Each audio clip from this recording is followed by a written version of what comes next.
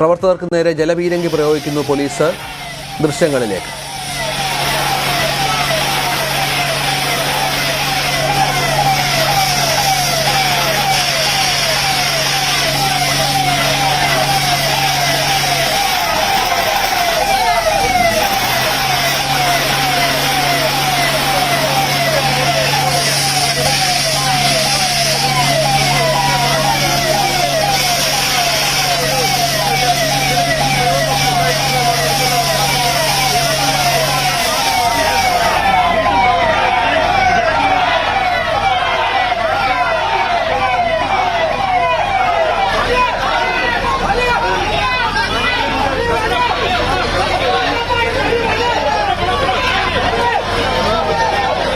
Dani, Kochi കോൺഗ്രസിന്റെ തട്ടകമാണ്, youth കോൺഗ്രസിന്റെ തട്ടകമാണ്.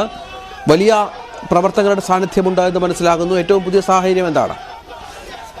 രഞ്ജിത്ത്, വലിയ രീതിയിലൊരു പ്രതിഷേധമായി മാറിയിരിക്കുന്നു. ഇപ്പോൾ കോൺഗ്രസിന്റെ ജില്ലാ കോൺഗ്രസ് കമ്മിറ്റിയുടെ നേതൃത്വത്തിലുള്ള പ്രതിഷേധമായിരുന്നു. ഇപ്പോൾ പോലീസ് ഒരു വട്ടം ജലപീരങ്കി പ്രയോഗിച്ചിരുന്നു. നേരത്തെ രഞ്ജിത്ത് സൂചിപ്പിച്ചതുപോലെ കോൺഗ്രസിന്റെ വളരെ സ്വാധീനമുള്ളൊരു തട്ടകമാണ് എറണാകുളം ജില്ല എന്ന് പറയുന്നത്.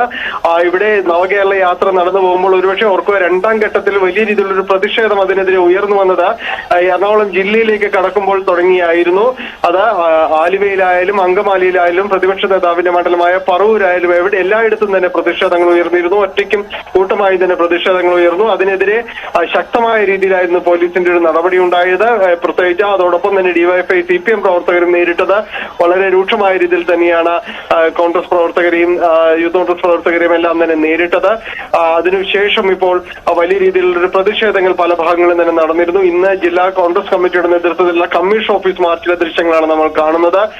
ഉദ്ഘാടനത്തിന് ശേഷം KPCC വൈസ് VP സൈദിന് ഉദ്ഘാടനം ചെയ്തതിനു ശേഷം ഇപ്പോൾ പ്രവർത്തകർ ബാരിക്കേഡ് മറിച്ചിടുവാനുള്ള ഒരു ശ്രമത്തിലാണ്. ഇപ്പോൾ ജലപീരങ്കി ഇതിനെതിരെ പ്രവർത്തകർക്കെതിരെ പ്രയോഗിച്ചിരിക്കുന്നു. എങ്കിലും പിരിഞ്ഞു പോകാതെ പ്രവർത്തകർ പ്രതിഷേധം തുടരുകയാണ്.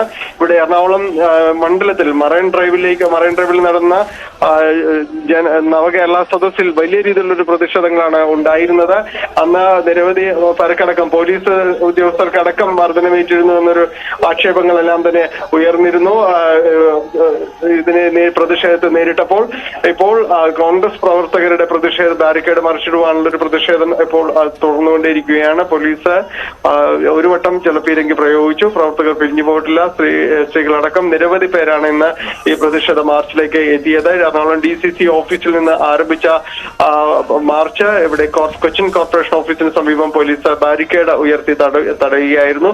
ഉദ്ഘാടന പ്രസംഗത്തിന് ശേഷമാണ് ഇപ്പോൾ പ്രതിഷേധം അതിന്റെ ഒരു ബാരിക്കേഡുകൾ മറിച്ചിടുന്ന ഒരു രീതിയിലേക്ക് അടക്കം മാറിയിരിക്കുന്നത്.